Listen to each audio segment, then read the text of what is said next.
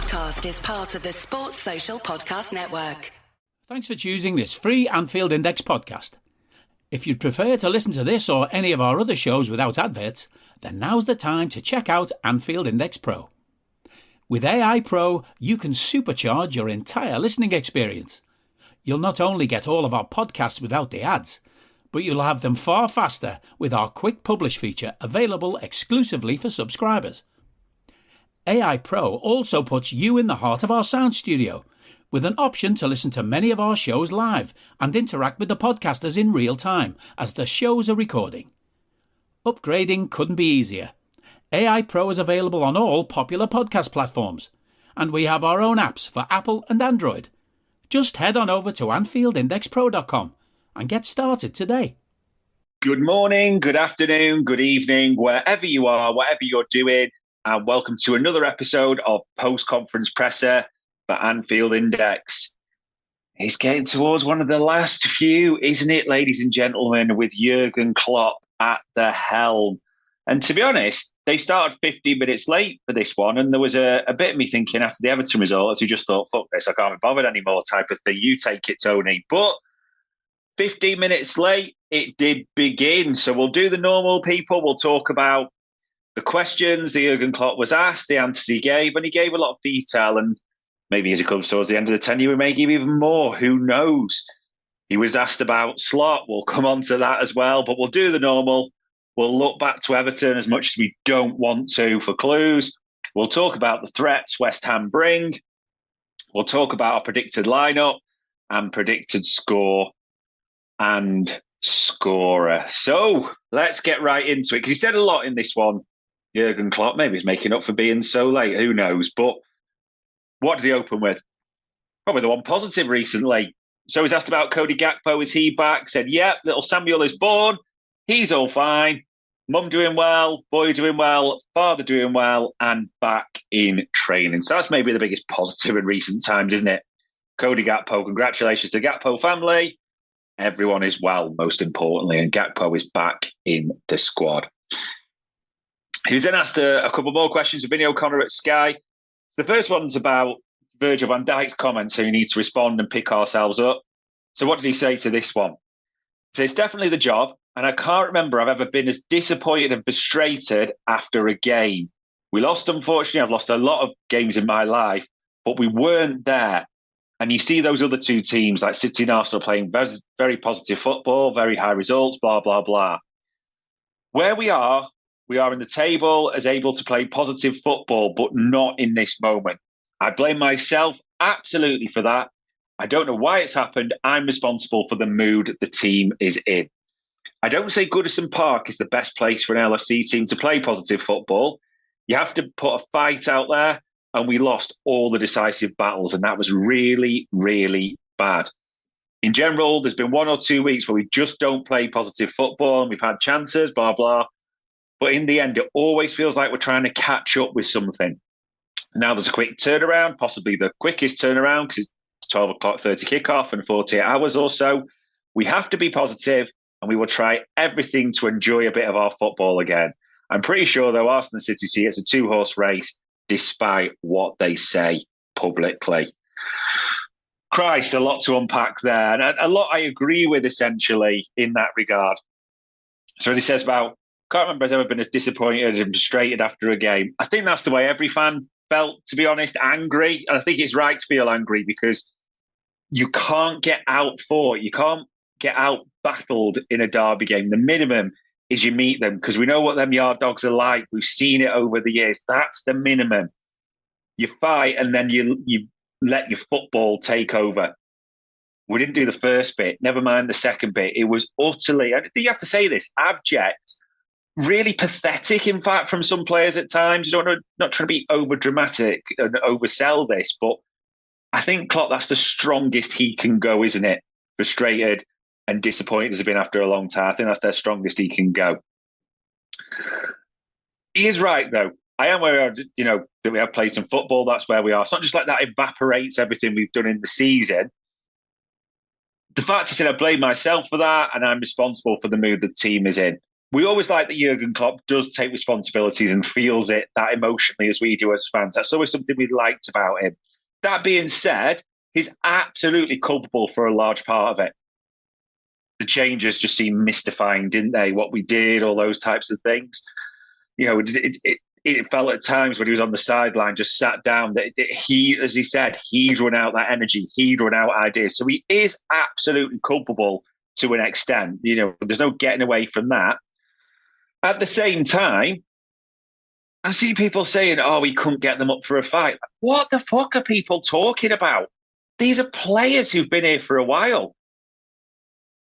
Experienced players who've won it all. Even the ones who may be inexperienced, which you mentioned at one point, will understand about this. They'll have that drummed into them. Those players, as like Virgil said, to come back to the comments he was asked about, they should be looking themselves in the mirror. You shouldn't need Jurgen Klopp to motivate you. Yes, he might give you that extra 1-2%. Yes, he sets the tactic. I get that. So I'm saying he's culpable. But to just put it all on Jurgen Klopp, absolute nonsense. We should rightly, as a lot have done, and it's been a bit of gender serving, but that's a different discussion, hammer those players for the lack of fight. There's no other way of saying it. Absolutely hammer them. It is a 2-horse race now. Only a fool is looking at it as a title. It's about getting the points for Champions League to max that out, finishing strongly, and hopefully, good results at Anfield, because it's a nice way to send him off. That's what it's about. And the second part, he was asked as follow-up, and Cannavino kind of led to this. He's saying, you're taking all the responsibility. How do you look at it for the players element, though?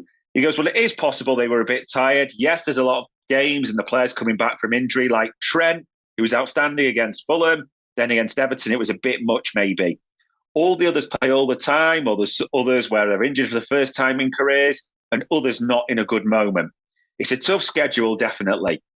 Inexperience as well. Also, did anyone expect us to be champion at the end of the season? No, but it developed this way. With Villa and Tottenham, we needed a few points to qualify for the Champions League. Nobody's here is happy at all, and whereas they are at Villa and Tottenham, and rightly so. To explain how different it is, though, we can't go back to the point where we say, yeah, that's good enough. It is very good, but because we were that close, we're very disappointed at this time. The worst thing about a defeat is if we don't learn from it, and long term with a different manager next year, hopefully they'll take that there. Experience you cannot buy, and let's hope we can use it in the long term. I get what he was saying on this follow-up question. I think he categorised people without saying it. Maybe I know he only mentioned Trent, but I mean, Trent the other night was just trying ridiculous things. Later it got on. You could see, there's a lack of movement. He was trying the Hollywood pass, the simple stuff. He was getting frustrated with them. They were getting frustrated with him. The sub-seam madness. I know people talk about the fullbacks, but the game had gone by then. He's dead anyway. It was, we could get back. We could have played for an hour and not got back into it. It is what it is. But I get what he was saying. Trent, brilliant against Fulham. Atalanta had been the one who looked like he could do something, run out of gas. He then goes again against Fulham. So Thursday, Sunday, Wednesday, he is coming back. So you should probably give him a bit of leeway that way in the sense. And that's mitigation. That's not an excuse, just to be clear. The way he categorised other people, others were injured for the first time in their career. I think he's having a bad effect on Szoboszlai. You've seen that he's regressing as well as the season's going on in his performances. There's no two ways about it. Everyone talk about Nunes and stuff, which we'll come on to. So Szoboszlai struggles more and more, and he just looked weak, I thought, in this one. So he's dealing with that. Others have to play all the time. McAllister looks shot just because he is playing all the time. I know there's not in a good moment, which you're coming then on to the likes of Salah, Nunes, and then people seem to pit these against each other. It's one fault against another, isn't it? I'm sure you've seen all the Twitter comments, etc. But they're both in a bad moment. That's fair to say. That's right to say. So you kind of can group players in that sense. And he was also right. This has been a good season for Villa and Tottenham. Now, you can't say it's great or really good because it will depend how they do. I mean, Villa could get Champions League and a European trophy. That'd be sensational for them and a real testament to the work Unai Emery's done. Big Ange, they got a lot of the top hitters. But I get what he's saying because people will now group us. If you're not in that City and Arsenal title fighting group, you're in the next group. Maybe Liverpool are just in between people. They're not quite at the level of City and Arsenal this season, and they're different teams. I think City are a level above, Arsenal are behind them, but maybe just it's showing we don't quite have that squad just now. It's not miles off, but we're not Villa or Tottenham. We've been up to this point in a title race. Yes, we've blown it, but we're a bit ahead of those for obvious reasons at the same time as well. So maybe it's a little bit of our own tier. The next question was asked, which you thought we might even open with, but it was the third one along. Arne Slot and what he thought about his comments. He said, I didn't read anything, but Tony told me, and I'm not involved in the process. What I like a lot about him in that first moment, he's the one that wants to take the job, he's excited, let's go for it, etc. I like the way his team play football. I can say all things about here about him. He's a good guy. Some people know him. I don't know him, but from what they say, he seems a good guy, good coach. So looking forward to the club, and it sounds really good for me. Yeah, I mean, everyone's talking about the Slot comment. I mean, I know it's a bit separate, but on that quickly, Marmite, innit? You're going to love it or hate it. You're going to love the fact, like, bullish. Great to say he wants it. Look how hungry he is. That energy, that injection. You'll love that. On the other side, you shouldn't really be speaking about these things. That's not the way LFC do business. Which, we don't want a big public talking manager. That's not how Jurgen Klopp. That's not how we've been. That's not the tradition. I get both of those sides. It is what it is. That might just be part of Arne Slot's character, but we've done numerous pods on Anfield Index this week, but I don't really know what anyone expected Jurgen Klopp to say. He's been honestly, we're not part of the process, not involved, going to be positive. And then he was asked, what would you say to Arne Slot about what type of job he's inheriting? He said, it's the best job in the world, the best club in the world, and even now, without finishing on such a high, so there's room for improvement. It's a great job, and it's a great team. Fantastic people, honestly. I see some of the absolute knobheads commenting on Klopp this week on Twitter to that, like, you've seen it, like, forgetting what this man has done. Yes, it might be the right time. I'm not going to debate that for 1 second, but have a go at, like, Jurgen Klopp. I mean, you saw it again. Like, you got to adore the man. Yes, that could still mean it might be the right time to go. I get that, but adore that. Why people do that? And he just got it right in that again. So he's asked a couple more questions. He's asked about how would you approach it for the rest of the season, with everything that's going on. And he kind of snapped back a little bit at Carl March and had to say, well, game by game, how could you do it differently? That's the first game we think about, the West Ham. And then we have a normal week, which is the first for ages. No one gave up, don't get me wrong. We just need to be realistic. We need to win 4. They need to lose 2. And they haven't lost 2 games since whenever. So I won't be this kind of guy who says things everyone thinks is dumb. I didn't like our football, and I can hope I can help the boys to play more positively and have a reaction. Yeah, it's game by game. Everything comes quickly. Maybe the week's rest, if anything, spacing might do us good the way everything's working out at the moment, because some people do look absolutely exhausted. Who knows? But this is the 3 and 6 days, isn't it? So we'll see where we are at the end of this one. Then he's asked a question about, with everything that's happening and where you are, how would you assess the season? Again, he wasn't taking any truck with this. I wouldn't assess it now. I'm not in the mood to give an assessment or to wave the white flag. And we just have to make sure we play better. I said after the game, why should a team who plays like we did against Everton be champions? But the football we played before was a lot of good stuff. And in January, we looked invincible, and that was with a deflated squad. But everyone went for it, and we squeezed out results. We deserve to be where we are. And I want us to not feel pressure. And yes, the performances were not great, but the boys are incredible footballers. My job is to create the atmosphere where they can be the best version of themselves. I don't know. I've had 48 to 50 hours to think about it. I didn't see anything we wanted to be at the Everton game. That's a fair assessment, isn't it?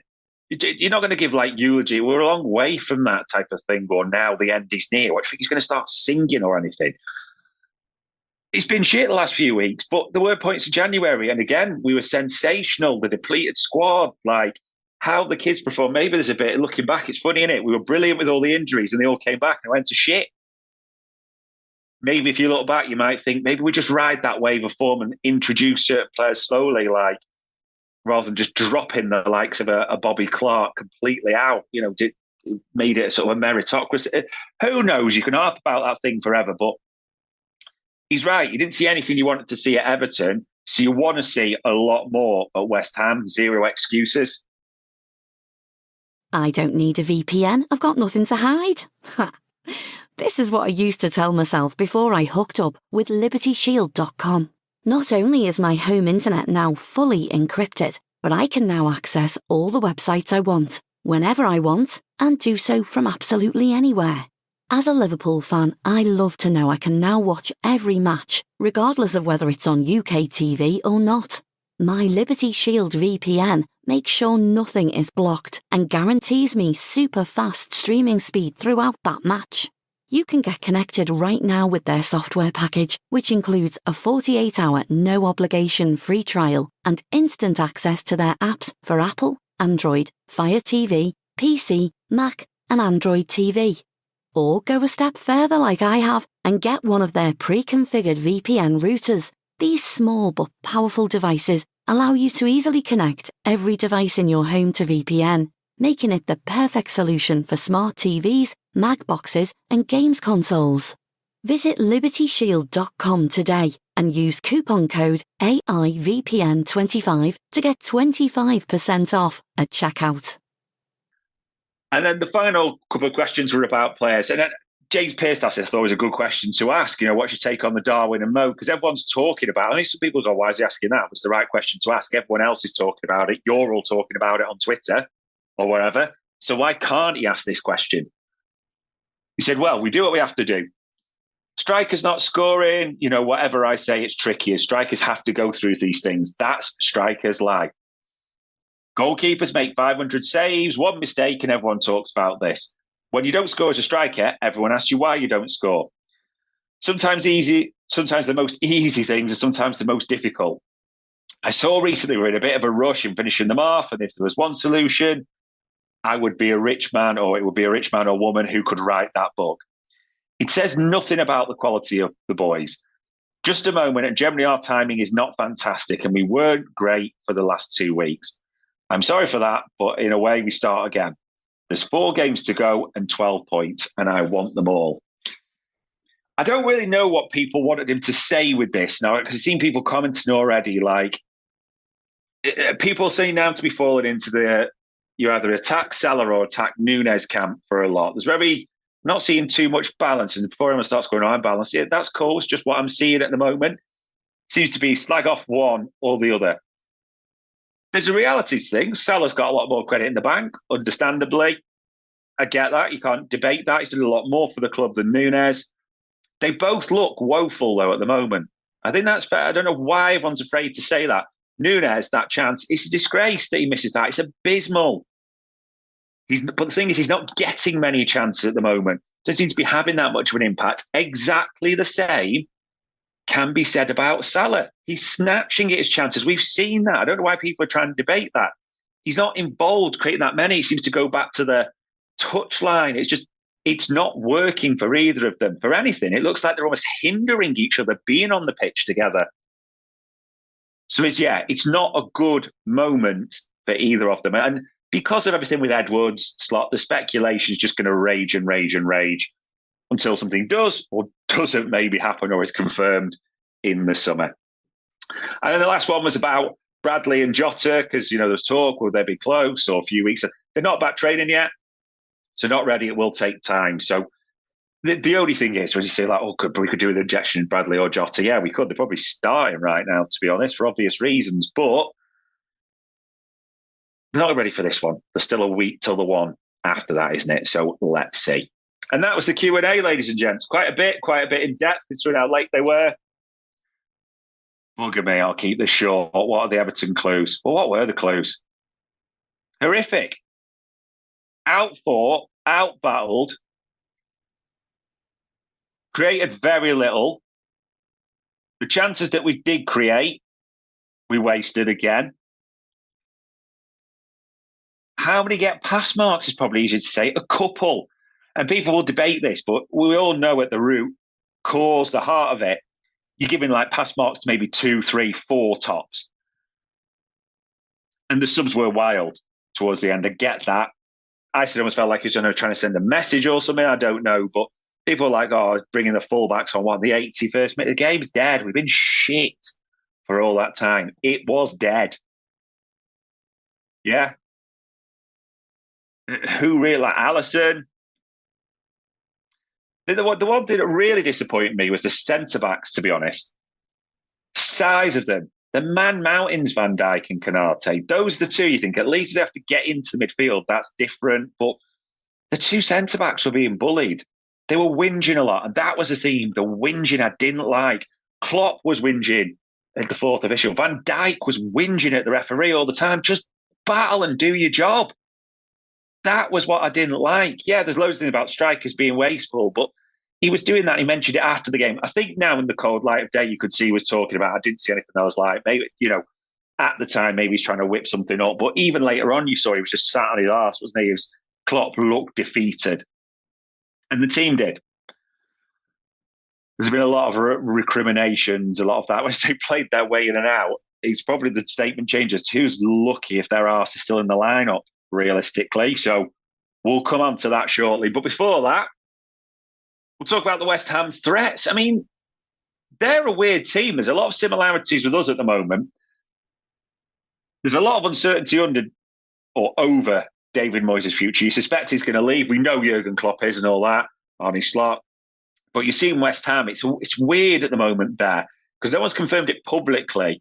But we've heard of Fonseca. There was Amorim at the start of the week. All these names that are coming in. So you'd be more surprised that David Moyes is staying now. So that's weird. And it starts having an effect on their results as well. If people say, oh, the whole Klopp thing's like, it does. There's a bit of an eye. Look at where West Ham are.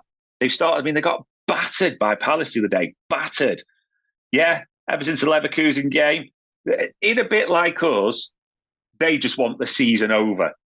There's nothing really to massively play for them. Because if you look at where they are, they're 8th, they're 12 points off 5th, and they played a game more. So they're going to finish somewhere around that 7th to 9th berth. I mean, even in their results, like they've got a real mix. They've won 13, they've drawn 9, they've lost 12. So it's a really tends to be a real spread. This is the weirdest thing about West Ham, and people not really picked up on them this season. They've conceded 63 Premier League goals. That's actually the 4th worst in the league.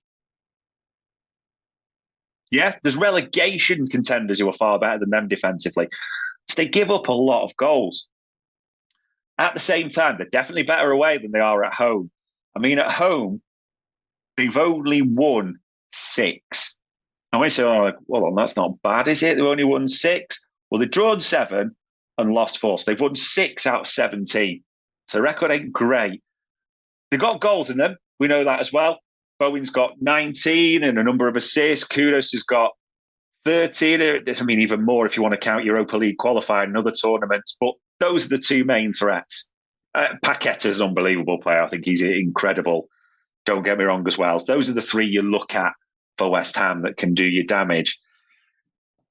The problem is for West Ham a little bit as well, which maybe is a good thing for us. There's the element of they're going to look at us and go, Liverpool are there for the taking. But how much are the players listening to David Moyes and how arsed are they right now? They have that feeling now of they're the team in the flip-flops, aren't they? They're on the holidays. They're just limping till the end of the season. A little bit like us, everyone's almost casting an eye to next year, like who's going to be the manager, what's going to happen, what's the recruitment, all that.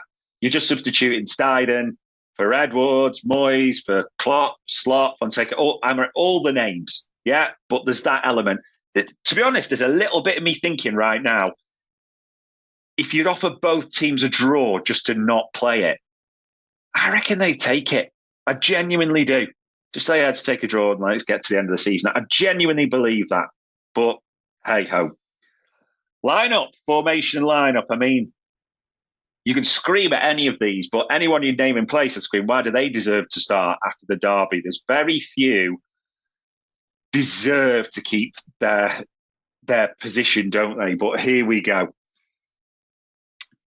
Back 5, Alisson. I'd still say Robbo and Trent. I didn't think Robbo tried a lot. I would say that he just wasn't very good with his crossing. He just get too many to hit the first man byline, but he did better than most. He tried. So Robbo, Trent, fullbacks, and it's Trent. VVD, for obvious reasons, the captain, and Trent's the bye, so they're there. Quansah. Konate's been horrific for the last month or so, and I don't say that lightly. I love the player and what he is at his pomp. I mean, it's not dismissing him. This is a player who's played well in the European Cup final, World Cup final. It's been unbelievable for us in certain games, but he's been abysmal in the last month, and I wouldn't start him, especially because he gets injured quite a bit as well. So that's a factor. Midfield. For me, Endo at the 6. Obviously, he came on, so he's the freshest. This is tough. Elliott and Gravenberch for me. And the reason for that is Jones, Szoboszlai, McAllister, for different reasons, terrible the other night. McAllister kept getting caught on the ball. He's been overplayed. You think of what he's done for the season, you give him a large pass, but he kept getting caught slow. Szoboszlai I don't know if he's got one eye on the Euros, as Ben Boxat mentioned the other day, but it's not happening. There's been a lot of talk about his injury and stuff, and I get that. That's going to have a knock-on impact. I fully understand that. But he was weak, really pitiful at times against Everton. And the last, he's just not doing anything. He really isn't of quality. And Jones came off. He tried. It's just not the same Curtis. You almost don't. It make you feel better in a way. So yeah, Curtis Jones isn't fully fit. He's playing for this because we need it, but it's just not the same Curtis Jones at all from the start of the season. Again, another one with an injuries, but I think it's the midfield 3 there could have zero complaints if they didn't start this one. And maybe actually it might be good in a way, like rotation, like Fulham helped. So Endo, Elliott, Gravenberch. Up front, Christ, who could have any complaints? Now, for me, I'm not convinced, but here's what I think. And then you can argue this. Salah and Núñez should not be in the lineup right now. They do not deserve to be on form of what you see in the lineup. I don't care. Took legacy, credit in the bank, legends. Yes, that's true. Yes, there's all things you can say. Yes, goal contributions, all that. Factually correct. Do they deserve to be in the lineup? Absolutely not right now. They should be on the bench. So that kind of by default. And I want to see this. I genuinely do. Again, he's enigmatic. He's individual a bit too much. But Luis Diaz, left. Cody Gakpo, right. Jayden Danns in the middle. Jurgen gave it the big thing, didn't he, about, you couldn't bully, he'd be absolutely battered, playing with Branthwaite and Tarkowski. I didn't agree with that, sorry. I think I set him up as weak. And the one thing Jayden Danns is clearly not is weak. There's confidence, there's swagger, there's a poise in his finishing. He's got a physical frame already. So I didn't agree with those comments from Jurgen personally. Give the kid a chance. The travelling cop, who, by the way, have always been magnificent these last few weeks, even when it's been turgid, will get right behind him. You'd like to see it, wouldn't you? And Gakpo on the right. In essence, it's a bit of you just can't start for me. And it wouldn't surprise me if you did, but shouldn't be starting Salah and Núñez at the moment. 2 players, again, who look like they need the season. We'll see what happens from there, but they need the season to finish. But if you're a meritocracy, if you do it properly in the rotation, you should not start them. So Gakpo right, Diaz left, Jayden Danns in the middle for me. Scorer, the final bit.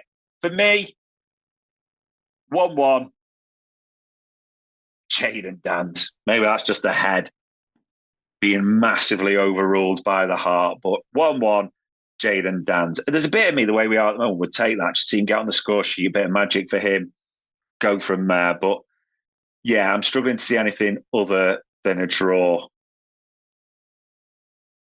But we'll see.